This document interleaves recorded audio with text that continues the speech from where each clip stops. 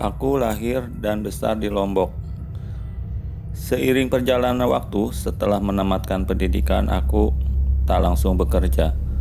Terlalu dalam pergaulan atau memang aku terbujuk nafsuku. Tak pernah kupikirkan lagi akibat dari langkah yang akan aku ambil. Yang terpikir olehku hanyalah aku ingin segera menikah. Setelah berbincang dengan pacarku, sebagaimana kebiasaan di Lombok, aku melarikan orang yang kucintai. Dengan keadaanku yang tanpa pekerjaan, otomatis keluargaku kalang kabut. Di Lombok, untuk menggelar acara pernikahan cukup mengundang sanak saudara dan lingkungan dengan cara begibung. Walau bagaimana, semua itu butuh biaya. Aku tak pernah terpikirkan olehku, pokoknya aku mau menikah. Titik. Tak peduli bagaimana orang tuaku memikirkan biaya yang dibutuhkan. Karena sudah menjadi kebiasaan, keluargaku tak kuasa lagi menolak. Mereka akhirnya melaksanakan acara selabar sejati, yaitu memberikan kabar kepada keluarga wanita bahwa anak perempuannya sudah dilarikan oleh seorang lelaki. Usai selabar sejati dan proses adat lainnya yang diakhiri dengan pernikahan, dengan disaksikan keluarga dan masyarakat. Usai pernikahan, betapa rasa senang menyelimuti perasaanku. Aku tak terpikir bagaimana nanti memberikan makan istriku. Benar-benar tak terpikirkan olehku. Aku jalani saja masa bulan maduku bersama istri. Hari berganti, minggu dan bulan pun berganti. Istriku hamil, namun pekerjaan belum juga menjamahku. Entah apa sebabnya. Apakah aku yang terlalu pilih-pilih pekerjaan, ataukah memang pekerjaan itu enggan menyapaku? Keadaan ini terus berlalu hingga istriku melahirkan. Bertambah beban yang harus kutanggung, otomatis menggelayuti beban keluargaku. Ya, aku yang belum mampu menghasilkan pundi-pundi rupiah dari keringatku, membuat malu kepada istri. Kuakui sebagai kepala keluarga, aku kurang mampu memberikan kebahagiaan kepada istriku.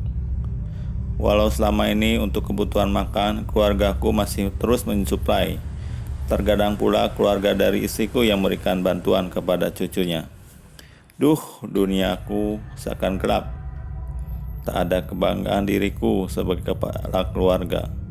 Aku malu, Tuhan, keluhku. Keluhan demi keluhan terlontar dari sisi yang paling dalam di hatiku. Namun itu semua tak mampu membuatku mampu keluar dari belenggu derita batinku. Tahun telah berganti, anakku sudah mulai menunjukkan kekesalannya dengan menangis bila keinginannya tidak terpenuhi. Lazimnya saat itu seharusnya aku merasa gembira, alih-alih bagaimana justru beban kian menumpuk di otakku. Sungguh rasa malu terus menggeluti di pikiranku. Aku tak pernah tahu apa kata tetangga atau orang sekitarku, namun yang kurasakan sebuah rasa minder dan yang kian mendera.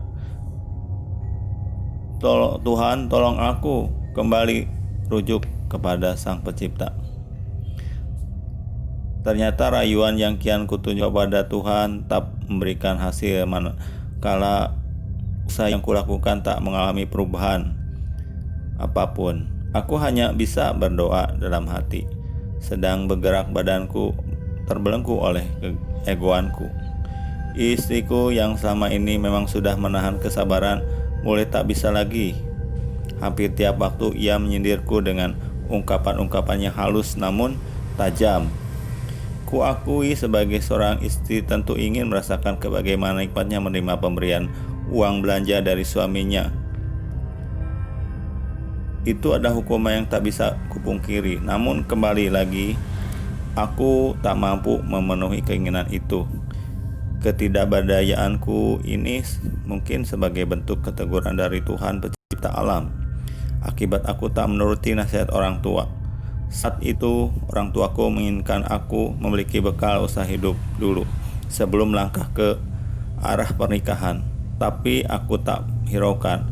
Aku melangkah membentuk rumah tangga tanpa bekal apapun. Penyesalan memang tiada yang di depan. Rasa malu kian mendera batinku. Rasa bersalah kepada orang tua tak lagi mampu kubendung. Aku mulai mengalami gangguan halusinasi. Sering kulihat makhluk-makhluk halus mendatangiku. Entah apa namanya, hampir setiap hari bayangan makhluk halus itu melintas dan mengganggu pikiranku. Dengan keadaan yang demikian kian membuat aku terpukul. Sakit yang selama ini kurasakan kian parah. Badanku semakin kurus dan tak terus. Atas sakit yang kuderita, orang tua dan keluarga sudah membawa berobat kemana-mana. Secara medis, aku hanya dibilang sakit, bisa tidak parah, tapi yang aku rasa beban berat kian membelenggu jiwaku. Saat itu aku tengah didatangi oleh orang yang mengerti ilmu gaib. Dengan kemampuannya, ia mencoba untuk mengobati sakit yang kuderita. Apa yang terjadi? Aku justru memberi perlawanan. Bahkan di sela-sela perlawanan itu aku menggunakan bahasa Bali yang tidak dimengerti oleh orang yang mengobatiku, juga keluargaku.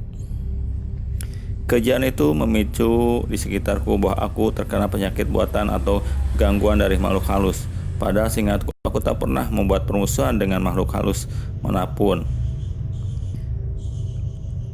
Entah kapan tepatnya, saat itu aku merasakan beban berat kian menindih hati dan pikiran. Dalam kondisi yang tidak menentu itulah aku melangkah kaki keluar. Aku sendiri tak tahu tujuan yang kuingat hanyalah aku keluar dari rumah dan menikmati perjalanan. Aku berkeliling kampung untuk menghilangkan rasa penat.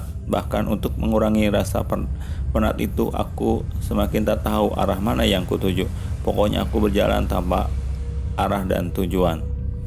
Di depan sana aku melihat bangunan pura, tapi jiwaku yang gundah tak menghiraukan. Aku asik dengan permainan angan-angan yang subur membawa khayalku entah kemana. Tangan dan kakiku melangkah tanpa dapat aku ketahui kemana arahnya. Ketika semakin dekat dengan pura, aku juga tak peduli. Terus saja tangan ini bermain menyapa kanan kiri dan kaki juga bergoyang menyapa ke sana kemari. Aduh, teriakku saat aku mengenai sebuah batu di dekat pura. Kurang ajar, ganggu orang saja, teriakku sambil menyepak batu yang akibatnya bukan batu itu yang kesakitan, justru aku yang meringis. Aduh, siak, gerutuku. Banyak lagi ungkapan-ungkapan yang tak terucap. Menjelang malam, aku yang sudah kurang merasakan nikmatnya tidur mulai mengalami gangguan-gangguan halus. Entah itu berupa lintas bayangan atau kelebatan sosok putih. Semua tak membuatku takut. Mungkin aku dalam kondisi normal, aku sudah berlari tunggang langgang. Kondisiku yang kurang stabil tak membuatku timbul rasa takut di hati. Aku santai saja melihat berbagai bayangan dan kelebatan makhluk halus. Seakan aku melihat tayangan TV. Ku nikmati semua. Sejak kejadian itu keadaanku semakin tak menentu. Aku sering melamun. Malam tak lagi kurasa. Siang pun tak pernah ku nikmati. Semua bagiku sama saja. Tak ada perbedaan. Melihatku demikian, keluargaku semakin panik. Mereka hampir putus asa secara alternatif pengobatan atas penyakit yang kuderita. Di sisi lain, istriku semakin tak kuat menahan derita hatinya. Kesedihan rasa malu kepada orang tua tak lagi sanggup dibendungnya. Selama ini, selain orang tua istriku juga tak lepas memberikan bantuan secara materi. Ia hampir tak kuasa menahan tangisnya melihat keadaan anaknya yang demikian. Orang tua istriku semakin terpaut pilu. Sabar nak, hanya itu yang bisa ku ucapkan orang tua istriku kepada anaknya yang terus menangis dalam kesedihan. Batas kesadaran manusia memang terlihat dengan baik. Mengalami kondisi yang kurang menyenangkan selama bertahun-tahun. membuat istriku tak tahan. Ia pun mulai mengeluh dan meminta lepas dariku. Namun karena kondisiku yang belum normal, orang tuaku mencoba menahannya. Berapa banyak orang yang mengerti ilmu gaib sudah dimintai tolong, dan berapa banyak pula pengobatan telah diusahakan, namun kesembuhan yang diharapkan belum sampai 100%. Demi mencapai kesembuhan hingga mencapai 100%, orang-orang di sekitar juga meminta bantuan pemangku pura. Pasalnya seringkali ketika aku tak sadarkan diri berceloteh menggunakan bahasa Bali. "Mungkin Sawan diganggu jin pura," kata seorang tetangga. "Mungkin juga, coba dimintakan air ke pemangku," sambungnya. Atas kesepakatan keluarga aku, akhirnya keluargaku menemui seorang pemangku pura yang dianggap mengerti ilmu gaib. "Silakan duduk," kata pemangku, menyambut kedatangan keluargaku. Kata pembukaan pula pun dilakukan. Obrolan seputar sakit yang ku derita disampaikan ke pemangku. Mendengarkan penuturan keluarga, pemangku terlihat serius di wajahnya, namun senyum di bibirnya tak terlepas dari pandangan mata. Usai mendengarkan cerita dari keluargaku, pemangku kemudian beranjak dari duduknya. Setelah melakukan ritual, ia kembali menemui keluargaku. "Betul, keluarga anak diganggu penunggu pura ini.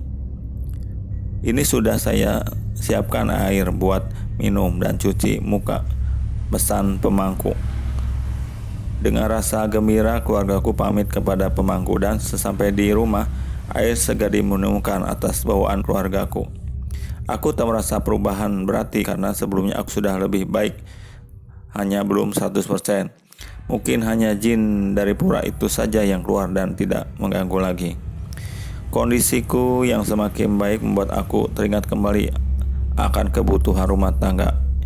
Istri yang kusayangi kulihat semakin tak karuan. "Selama ini memang kesalahanku, Tuhan ampunilah aku," rintiku. "Kak, aku ingin pulang," kata istriku di suatu sore. Mendengar ucapan istriku, aku sempat kaget dan tak percaya. Namun aku juga menyadari kesedihan dan kepedihan derita yang ditanggung istri akibat aku belum mampu memberikan nafkah lahir. Tanpa suatu kata, aku hanya mampu terdiam. Kecamuk hati tak tentu arah, antara marah, benci, sedih, dan entah perasaan apalagi membuat mengaduk-aduk hati.